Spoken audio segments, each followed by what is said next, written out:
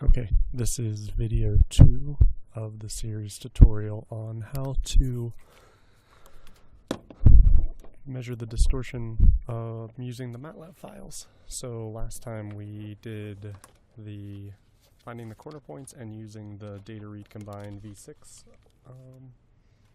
and now we are going to do the rest of it. I think we'll be able to do it in one shot. We'll see.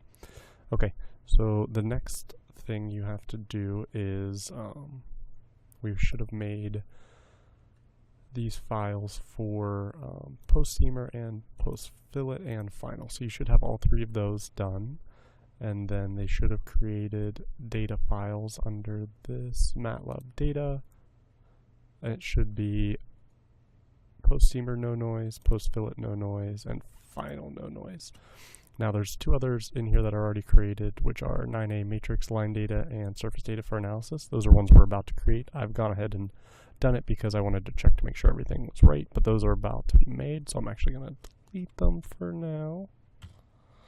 Okay, so we have the no noise, and oh, there's the other one. So these three are the ones we created. Okay, so after you do the data read combine v6,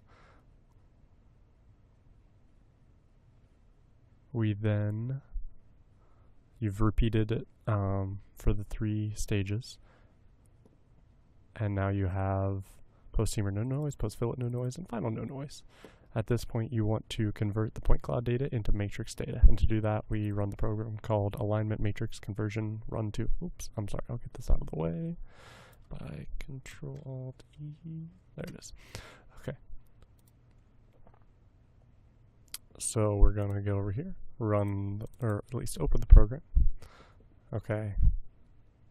So the first thing you have to do is change this name to 9A. That's going to be how it writes a lot of the images and whatnot. It needs to know what sample this is. And then the next thing you have to do is change the load for each step. So it's going to load in data on this load step. See how it's stage 1 post-seamer, and we're loading data in. And we're going to load that data file that we just saved in the last MATLAB program. So you're going to need the post-seamer no noise, and then the next little chunk of code is the one for post-fillet no noise, and then the last chunk of code is for final no noise. Okay, and then you need to scroll down to the bottom, and it has a save, and I keep this one the same for all of them, so you don't need to change that because it's only going to be referencing one file, so it's not like it needs to ever really change as long as you keep every sample in its own folder. That way you won't be overwriting. Okay, I will step through this code.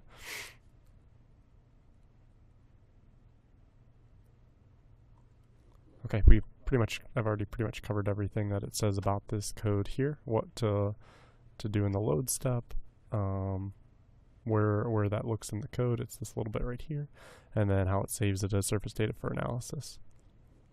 Okay, so the first part is just your normal clear and close and starting our timer, changing the the sample name, creating a normal vector, and then it has a menu, and I'll get to that in a little bit, which tells what mode this program is going to run in.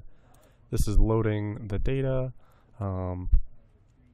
getting the corners out of it, creating normal vectors, doing a cross product.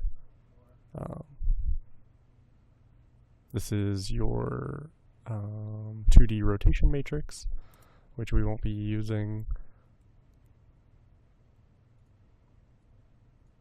And then it does the same for each of the stages. So it does it once for the post-seamer, once for the post-fillet, one for the final, and then we do some plotting, and then we convert it to a matrix, which is there's two different methods. There's the old code that I did not write and the new code that I did write, and I'll get to that in 1 second, and then it saves it.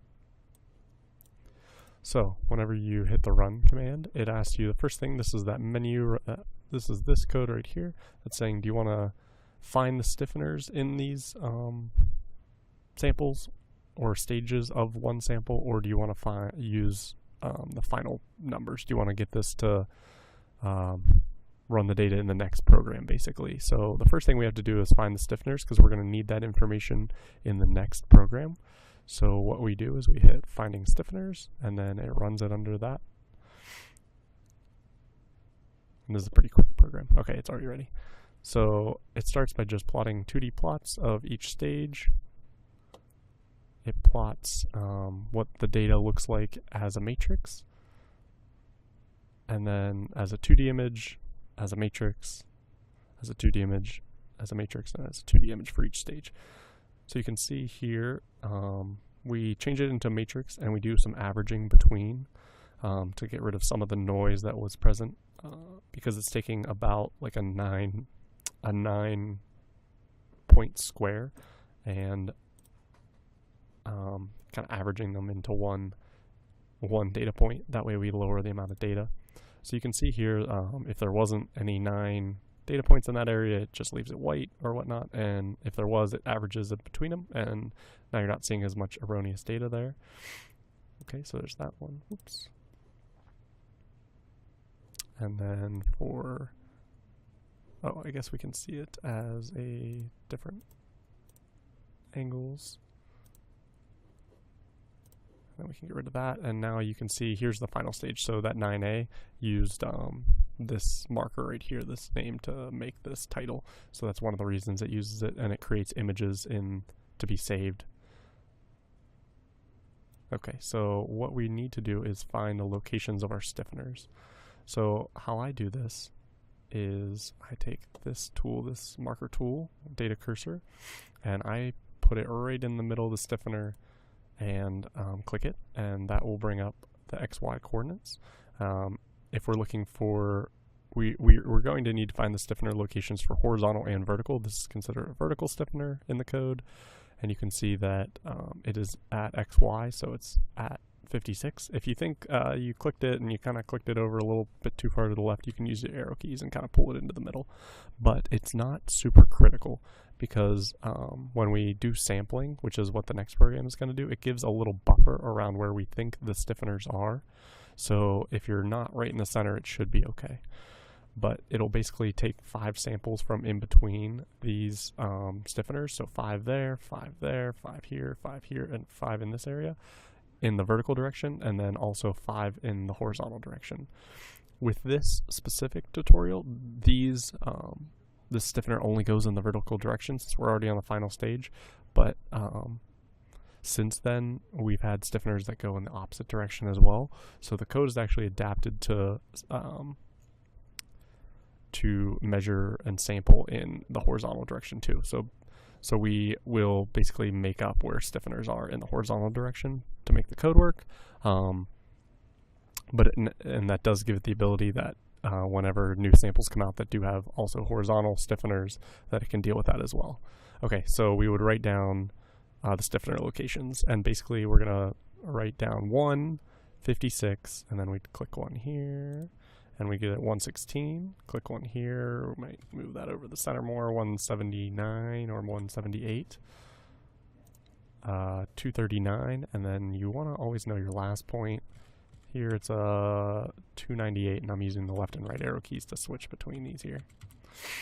Okay, and then we also want to know, the bottom point we know is 1, because this is 0, 0, and it looks like we're around 220 or so, so let's see what our maximum point is. Oop. Alright, 298 in this specific one. And actually there's an easier way to tell this. So, if we go to the output that MATLAB gave us, oops, it's not in this version. It must be in the other version. Okay, so something to notice here is, because it's in the finding stiffeners mode, which is the old one, there's an artifact of it turning it into a matrix, and it still sees these stiffeners that they were T stiffeners, so they go up and then they cross a little bit in the shape of a T. So basically there's points that exist on the top, and there's points that exist under it, directly under where that flange is at the top, that are down here. And what the one mode that you saw up here was finding stiffeners. It shows those the full width of the T so that I can find the center of the T. But say we run this again and we use the final numbers.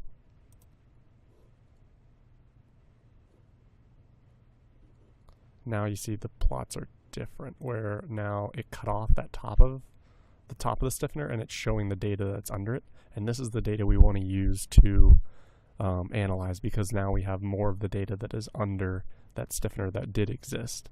It got shadowed by the T stiffener in the top using that other method, but in order to calculate distortion, we want to have as much data in this base plate as possible. And you can see this particular sample had not a lot of data. That you can see there were shadows whenever the data was taken. Probably the LiDAR scanner came in from this, and then it hit that top of the stiffener, and it was able to grab what was barely in between and maybe a little bit over here. And then when the LiDAR scanner came in from this angle, we got the shadow on this side, and it was only able to grab a little bit of data right there. So this is the overlap where you see that more dense data. So there is some data missing there, but there's still enough for us to maybe make a decision on how distorted this is, because you can still kind of see basically what the shape is going to be, or what the distortion and what the surface is going to be. And we have interpolation techniques that kind of show what's in between using the rlowest command. Okay. One other thing I wanted you to note is, well, I'll just click this. Whenever you put the final numbers, or use the final numbers method, it outputs these numbers, and they're from the size of each matrix. So the first one, this would be the pre-stiffener, was a size 213 by 298. That's the size of the matrix. So it is 213 tall by 298 long. And the next program, you have to make sure you are putting your stiffeners in the lowest bound, otherwise it won't exceed. So in this direction, you couldn't exceed 298 as a stiffener location. In this direction, you couldn't exceed 212, which is the lowest of these three. Otherwise, it'll say index out of range or whatnot, because it's trying to look for a stiffener outside of a matrix. So if you put like 350, it'd be looking for something over here outside of the matrix. Okay, because we ran it and we know where our stiffeners are now. I wrote them down. We have the final numbers, and it saved the file as surface data for analysis. Okay, that's all you need to do in this one. The only thing that I would like to kind of review, or I guess step back from, is notice that these matrices basically line up where the short side is equal and the long side is on the same. I originally had this so that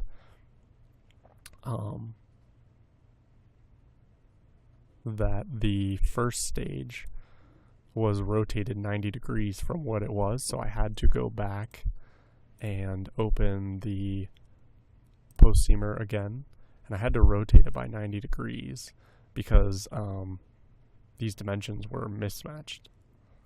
So it had 298 in this column and 213 in this column. And whenever I went to do the comparison, it said, whoa, whoa, whoa, these are different size matrices, and I can't tell the difference between them, aka I can't tell how the distortion propagated because something's not up with them. But I found that it just needed to rotate it by 90 degrees to put these matrices in order. So you have to be careful and make sure you know which side's up, and you can do that by looking in the data file. So in the edge, let's call it post-seamer edge, you know that this says port aft 1, and then this one this one says forward starboard. So this is the opposite corner, and I didn't notice that, and that's why I needed it rotated by 90 degrees. The first point had a different point in the on the ship, so I knew I needed to rotate it. So be cognizant of that. And then, yeah, port aft. So they switched it up. Which point was 0.1 each time. So I actually had to switch 2 of them. I think post fillet also needed, yeah, 90 degree rotation. And one thing to note is if you rotate by 90 degrees, these angle overrides also need to flip flip positions because what was in your X direction, because you rotated it 90 degrees, is now in your Y direction. So you need to flip these two values as well.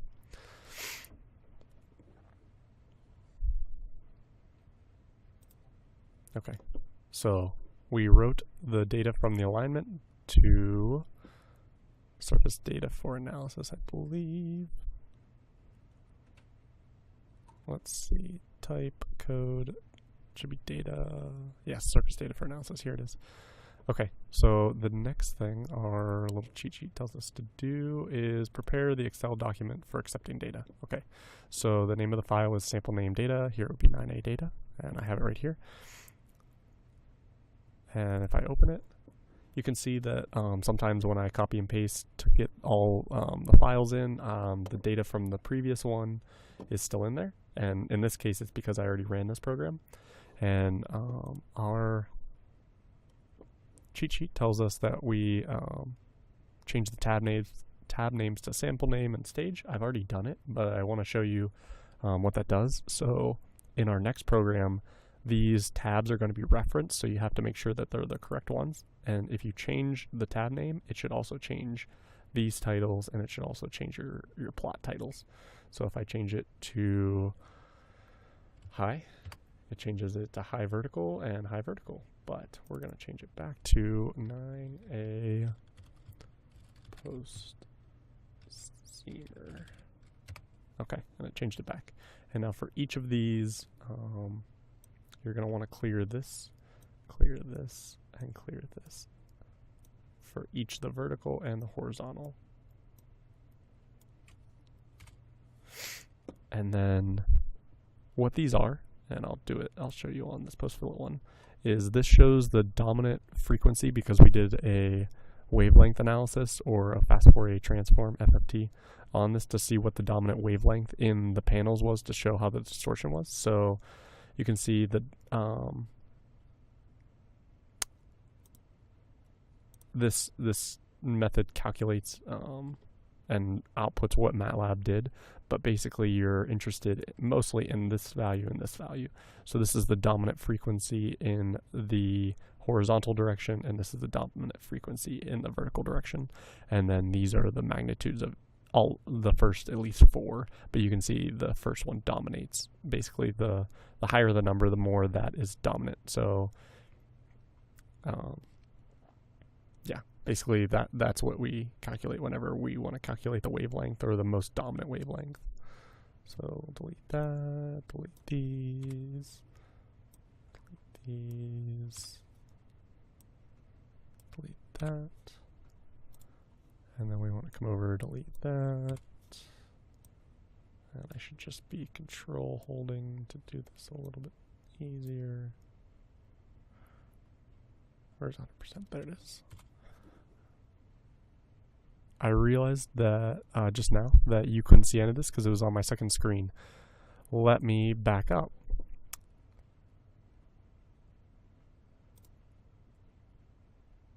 So once we open the data file, it looks like this, and I apologize. Okay, you open the data. Here, let me go back and don't save. Okay, so once we open that data, it now opens on the right screen, which is good. Okay, and I'm going to review that again. So you need to clear the each of these 3, or actually each of these 5. But this is how it opens, and it opens like this because I copied it and actually had already done this analysis, so it wrote this data. But I need this and this to be deleted, as well as this, and this is how each of the 3 stages here is going to want to look. So again, what this was, and I'll show you on this one, is the wavelength data, or the most dominant frequency. So this is your dominant wavelength in the horizontal direction, and this is your dominant wavelength in the vertical direction, and these are in meters. So I'm going to delete these so we can get new data, and I can show you how the new data populates in here. And then what I was saying with the tab, how the tab is important for naming, is 9A final changes the names of this cell, and the titles here. So if you change this to 9A final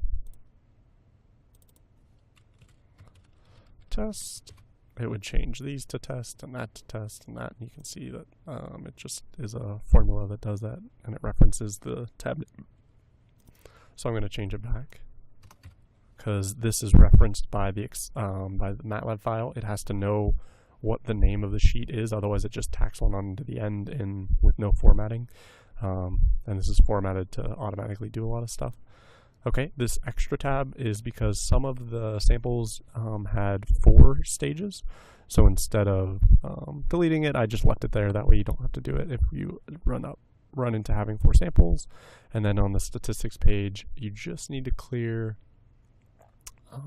this one, because these ones are referenced from that, and these ones are referenced from MATLAB. So actually you will need to clear these as well. Okay, I think all of them are clear. Oop, they are not all clear.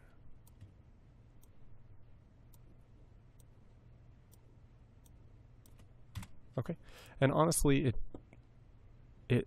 if you don't clear them, MATLAB will overwrite those cells, but I always just like to clear it. That way I know that it was clear, and I know the data came in and wasn't just left over from the last sample, and I'm not just overwriting, or I guess not overwriting the data and using the results from 1 as 2. So if I start with a clear one, I know that it got written from the right cells, and then I save it. And it should be 9A data, and then it's clear. Okay, so I left a blank version of, I will copy this into base set. Let's see if it was already. Oh, see, it was already filled. This is what it looks like filled.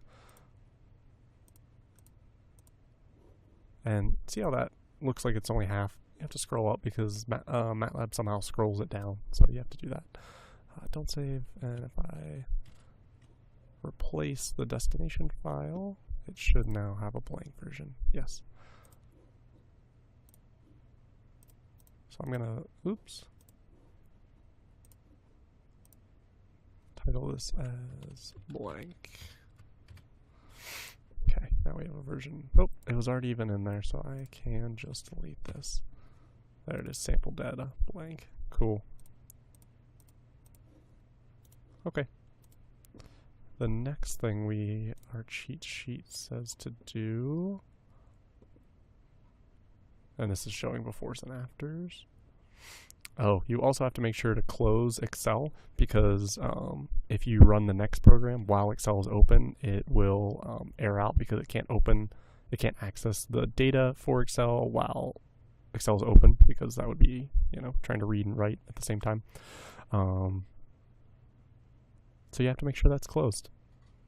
Okay, once that's closed, we can open the waveline all run. They're beautifully titled, I know. Okay, so this one always says surface data for analysis because we always save the last alignment one as surface data for analysis, so you don't need to worry about that, but you do need to change the save name at the end. So let's go down there. And let's, here it looks like the last one was in there, so I'm going to call it 9A, matrix line data.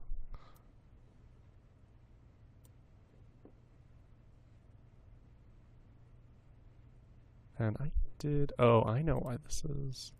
I'm in the wrong folder. I'm still in the base set of necessary things. So I'm going to go back, and I'm going to go to the tutorial file, tutorial files, and go to the waveline all data. There it is.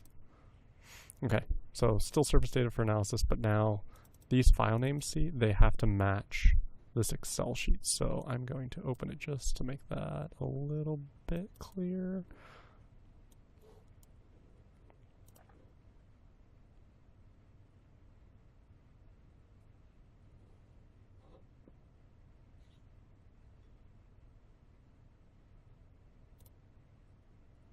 And see how all these windows are still open. They're from, since we haven't run another program. So what I'm going to do is I'm going to do a close all. Oops, close all, and it'll close all those windows now. Yep, we have a clear file now. Okay. So bring our Excel back up. Finding corner points we don't need anymore. Save that.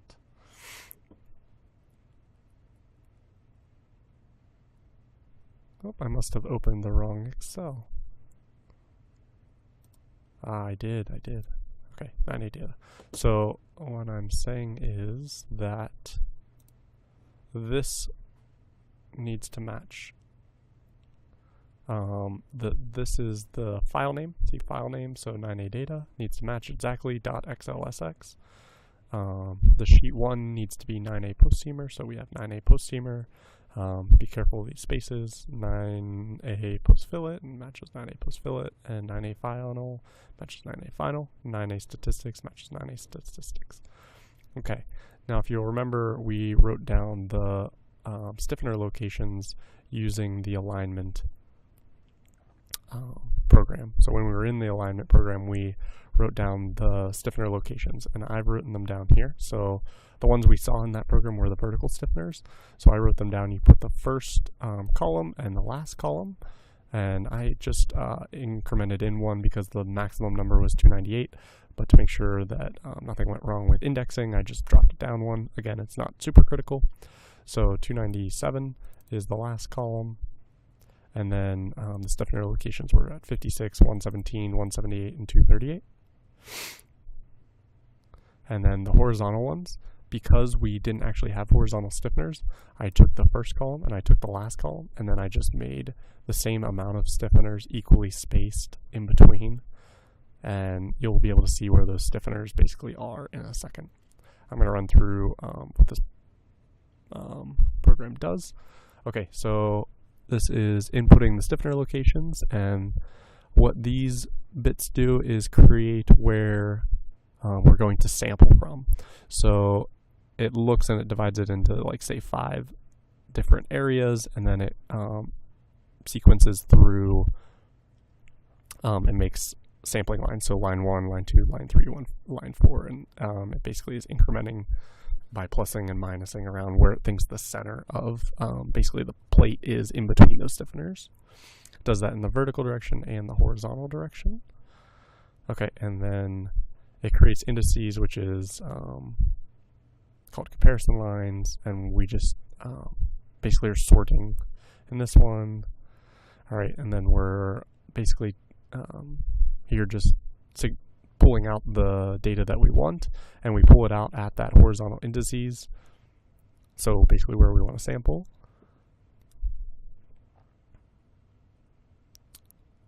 This creates some plots. Okay, so this is where it does the filtering in the horizontal direction for the post-steamer. So we have to do it for each stage and in each direction. So this one's for the first stage in the first direction. So here we're taking each of those sampling places, and we're looking at the data in it, and we're running a program to see where it's kind of has stiffeners or whatnot, and where there's stiffeners it interpolates the data, so we're not measuring the data of a stiffener, and we are interpolating to see where the base plate is. Okay, then we do that for the post-fillet horizontal, then we do it for the final horizontal, and then we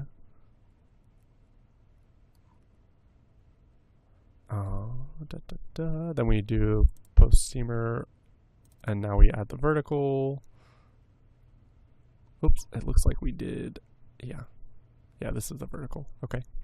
And then we're gonna run an FFT, so a fast Fourier transform, in order to find the dominant wavelength, and that's a fairly lengthy calculation. It does it in the vertical and the horizontal. This is the horizontal one, this is the vertical one. Okay, now we're filtering in the vertical direction for the post-fillet, and also doing the FFT, and we basically just have to do this for each each stage. So I'm going to keep scrolling down. Okay, now in the final stage doing the FFT, and then we're overwriting the data. So the old data that was where we sampled is just being rewritten back to the original matrix. And then this was old statistics that I calculated and that weren't what I wanted, so I commented them out, but I wanted to save them just in case I ever needed them.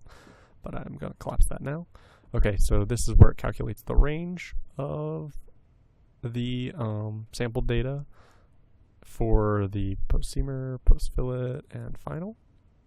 Next, I find the standard deviation and 6 sigma. And I do it for the post-fillet, post-seamer, and final. And another commented out. Okay. And then we're writing the data to the Excel sheet right here. And then we save the data. Okay, so when we run this, I will be able to show you how this works a little bit from a different angle, I guess.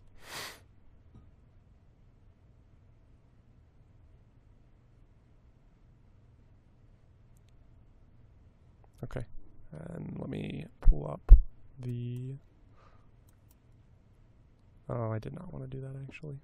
That's fine.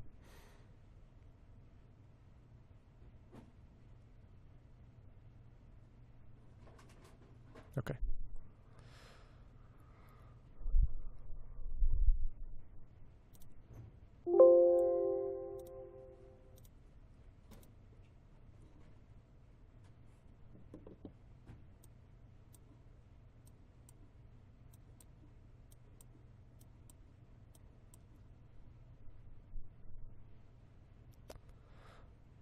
I'm not sure why it overlapped my toolbar, but that made it a little bit harder. So what I want to do is I want to... Okay, so what was up with this is not writable. It might be locked by another user. So this is a clear sign that I did not, close this file. So that's why it did not write to it. Okay, so I guess I proved my own point that you have to close the Excel sheet. Cool. So we're going to have to write it again, and I'm going to try to, or I'm going to hope that it doesn't overwrite this toolbar again so I can show something.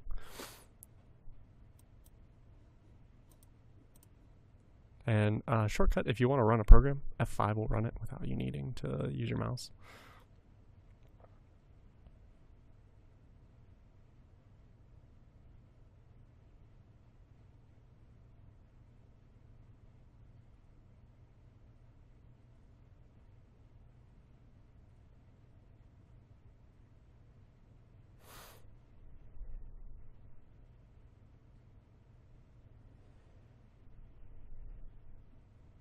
Okay, I think there's, 2 more.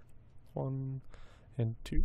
Okay, so, and then you can see here, this is the statistics, but they get written to the Excel, so you don't really need to worry about them unless for some reason Excel isn't working.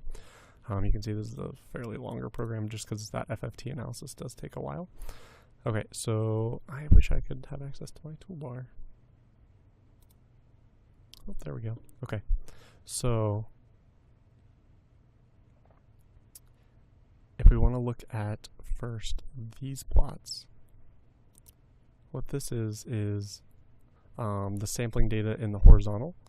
So you can see because we weren't, this is where a stiffener would be, but because we don't actually have it, we can, it doesn't truly matter where we're sampling since all of these places are the base plate. So using them arbitrary and just keeping them evenly spaced gives us a good representation of the data. And then let's see if I can get my toolbar back. There it is. In the vertical direction, you can see here that we sample in the exact same line each time, which means that we're trying to see how that data changed throughout each stage. You can see I kind of guessed a little bit, maybe shifted left of where maybe you'd want to. So here the stiffener data is kind of close to the sampling one. It doesn't overlap it, doesn't seem like, maybe just a tad bit. So if I was going to use this data, I'd probably shift these over, each of these stiffeners over by maybe like 2 or 3 lines just to make sure. Okay, and then what are these other plots? These ones, and over here these two. So what this is it's that sampled data, and it's here's all 5 of those lines, not so I guess it'd be like 5 of these. It shows 5 of them, so 1 from each of the sets. So there's 5 sets of samples, and 1 is from each one.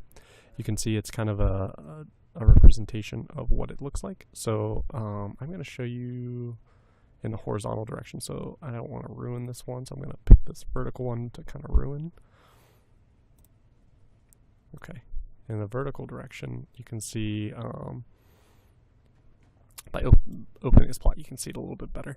But you can see the variation of the plate. Here's your scale, negative 50 millimeters to positive 50 millimeters.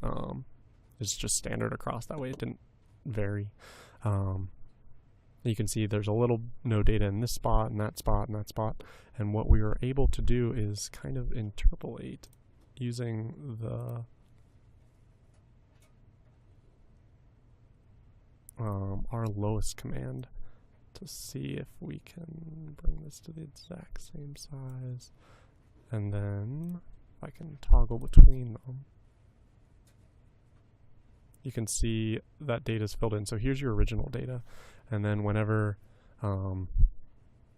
we run that command, see how they flatten out, and we interpolate between to fill in all those data points.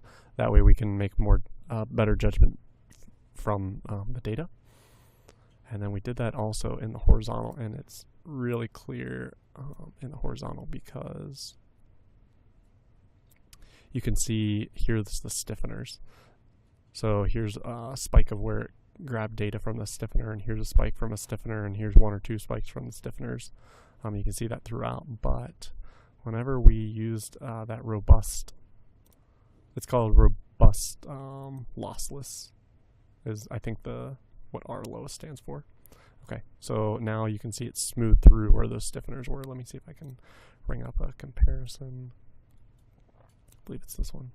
Nope, it is this one. So there's the stiffeners, and then when you can kind of you can see we're flattening through them, but keeping the base plate geometry. And that's the point of this program pretty much, is to sort out the data and kind of interpolate between them. Okay. So if we do all that, that means that this sample is analyzed, and all 3 of those stages are now, all the data saved here in this matrix 9A, or 9A matrix line data, and we can close that. And because it's holding some of my RAM, I'm going to close all of those plots. And now all the data that we just created, you can see it was updated at 31, 36, so about 5 minutes ago whenever I ran it, and then began to talk about the results. Okay, so you can see it filled in this data and this data. Oh, and I did screw up. This was not supposed to be cleared. So actually don't clear this file. What we should do is, let me see if it's still in. Oh, I might have overwrote it. Data, did I overwrite it here too? Nope, I didn't. So I want to save this because it's referencing to find your dominant frequency. So actually I want to,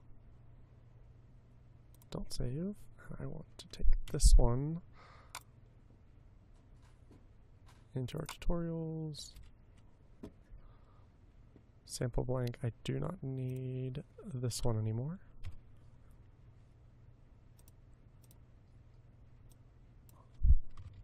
That's 9A, and then I will run that program once more to get it so it writes all this data in here. Don't save. Wait, final, run.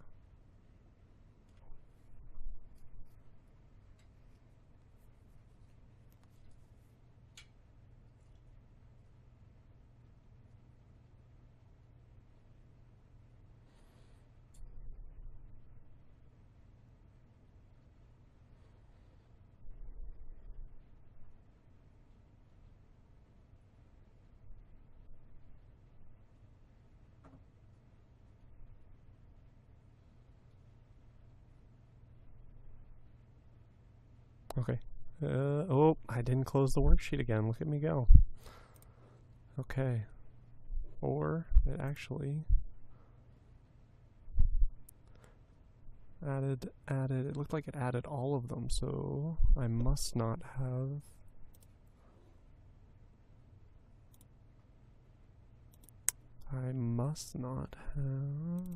renamed them correctly. Oh, yes.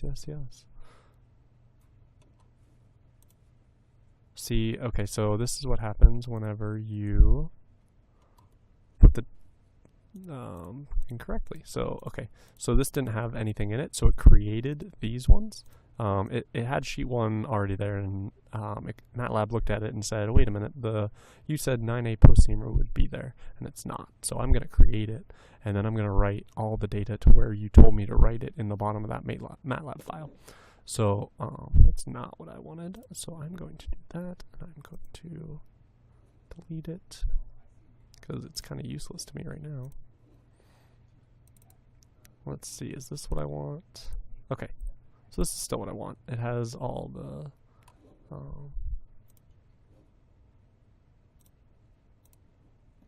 it has all of these right there still, so I can save this as, oh, did I call it blank? Is that what I had done? That may have been what I did. I'm a little unsure at the moment, but we will see. So we have 9A data, and then we will run this one more time. 9A underscore data, looks good. It's been a while since I ran this, you can tell.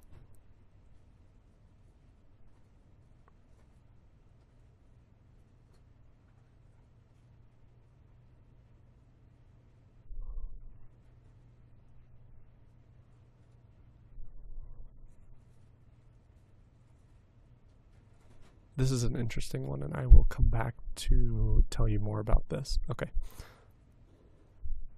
So you can see how there's these little lines. They're kind of like ghosting, and they're right where those samples were.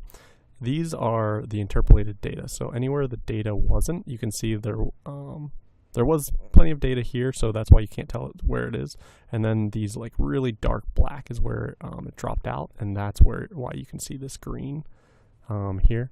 That's what it's interpolating in.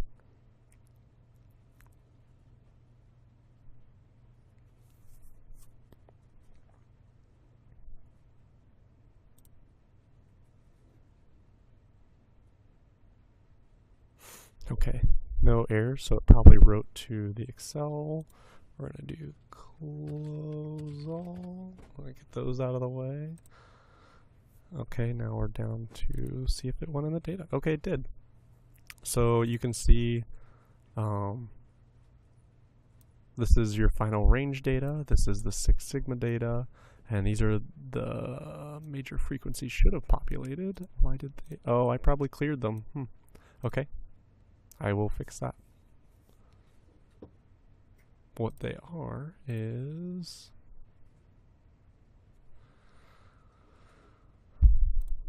this post-seamer is equal to FFT major horizontal of post-seamer. FFT major of post-seamer horizontal. Okay.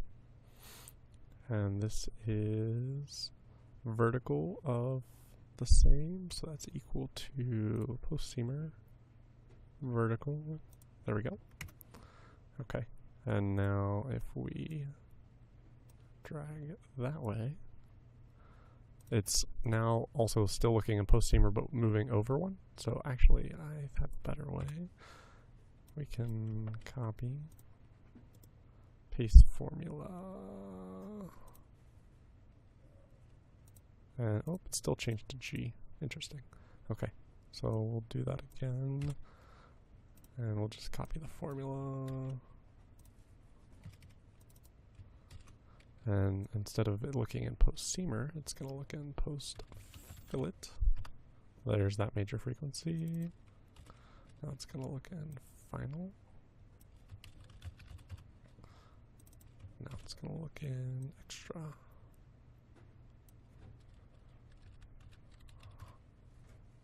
Okay. Okay, and that's exactly what we're expecting. And it's now G31 instead of G13, so we can just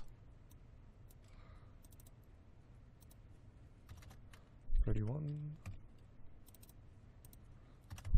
31, and 31. And let's just do a check on that. So it's equal to 9A final G31. Is that where 9A G31?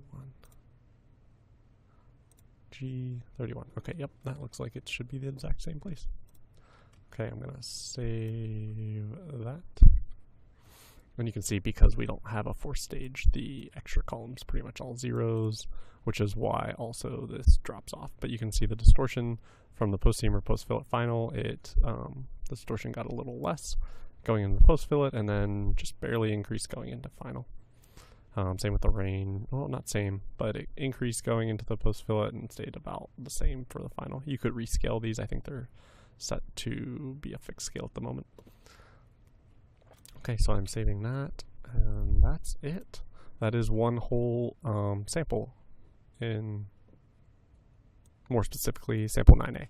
So in order to make sure that all of these get the base files, I'm going to copy all of them.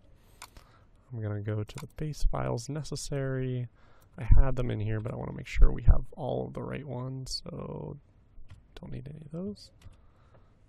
Here they are. What is specific to this is we don't need any of these data files because those were specific. All these figures were created by the program. I will show you them before. So before I delete them. So all those MATLAB files from, it saved some of them, so I had them because I was using them for displaying, and also they make PNGs. So that's auto created by some of those programs, so I'm going to delete those, delete the figures and the data.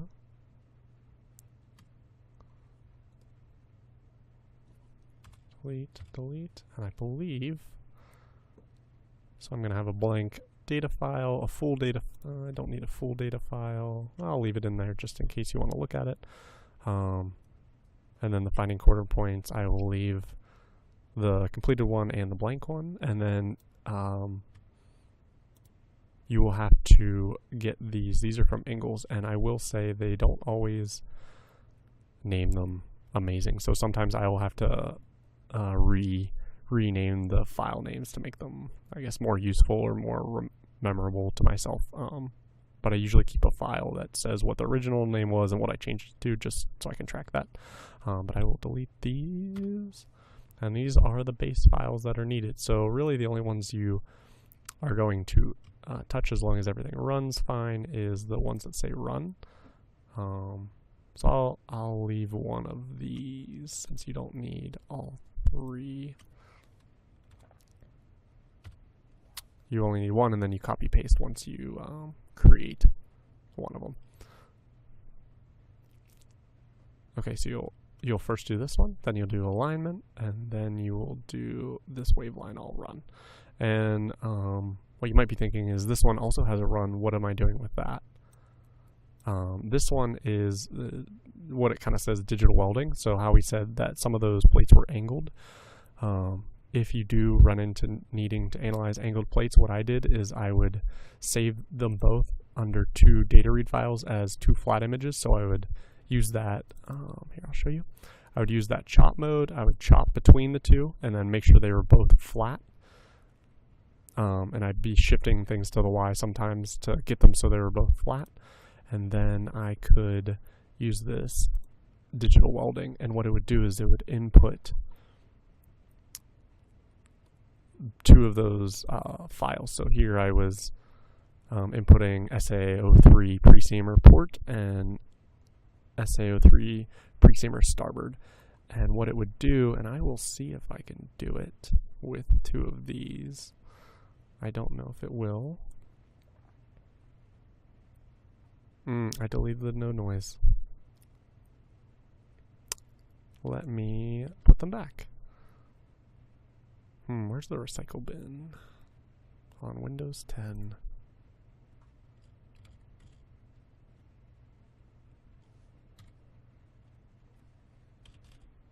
Maybe it's called trash. Nope. Trash container. And a trash can, that's nice. Okay.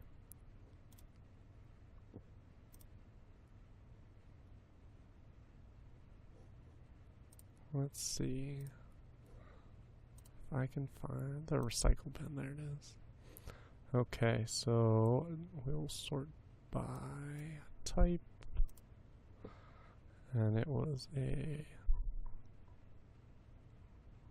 There it is. So we will restore these. No, we need to restore the no noise. Oh, well, look at that. Okay, we'll do it the old-fashioned way. 9A. Post seamer, no noise. Post fillet, no noise. Post seamer. Final, no noise. Alright, which one of these was last? 5, 6, 9, 9. Okay. We will copy these.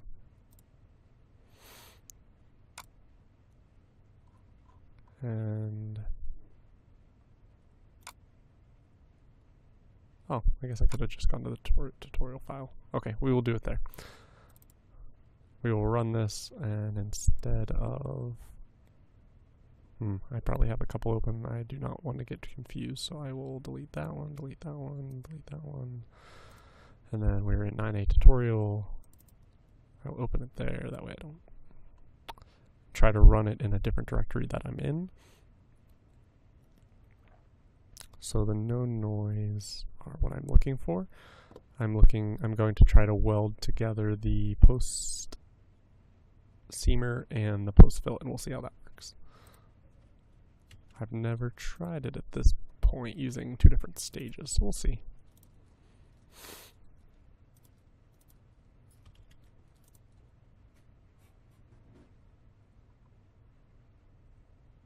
Okay, so I'm gonna post it under both the load steps, and you should only need 2. And I will walk through what this does. Okay, so change load for each and change the save at the end. So let's do 9A. No noise digital welding. Okay, so what it's going to try to do is take 2 plates and weld them together so that if you did need to analyze one large plate that was made out of an angled or knuckled panel, you could do that as one large plate instead of actually trying to analyze a 3D structure or a 3D kind of bent structure. So the first thing is ask is a menu, do you want to see the plots? And basically that's just it ran a lot faster without them. So should the plates be rotated? No or yes. If you need to rotate the plates, say they were misaligned or whatnot, I made some functionality to rotate the plates. If we wanted to shift the second plate, I made some functionality to that. I'm going to set it to 0 for now, because I don't think it needs to shift. But if you did, the functionality is there. You load in the data, and it's going to display the data. And then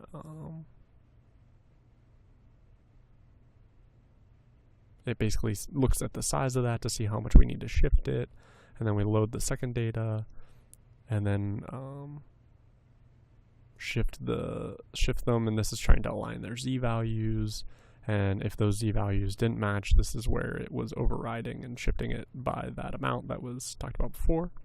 Okay, and this is a figure, and then it combines them mathematically into one matrix, and then it shows more plots of it, and then if it needed rotated, this is the functionality to rotate it. And then it makes sure that all the points are in the positive. So if some of those were down there, it found how far down they were and moved it up. Again, we display the data again more, and then we export it. Save it and export it. Okay, let's see what it does. Again, I've never tried it. Here, plots will be shown. That's good. If you would not like to see the plots, change that to E0. Okay. So I think this is, yeah, very, very wrong, but maybe you'll get the gist of it. So we loaded in one, and then we loaded in the other. And you can see they're about the same size, but basically we needed to then shift that one up in order to get it to weld together, digitally weld, and then we add in the second plate. And then it looks like they were just off by a little bit in the Z direction, where I'd use that Z override in order to get them to align. So it looks like most of the data is up here for this one at about 8 centimeters, and the rest is down at 0. So I would move this one down using that shift command. But that's how you do that, and that's what that's for if necessary. I don't think you'll need to. Okay, let's get rid of these. And that is all. If you have any questions, my number is 724-504-9960, and email is tneveux513@gmail.com.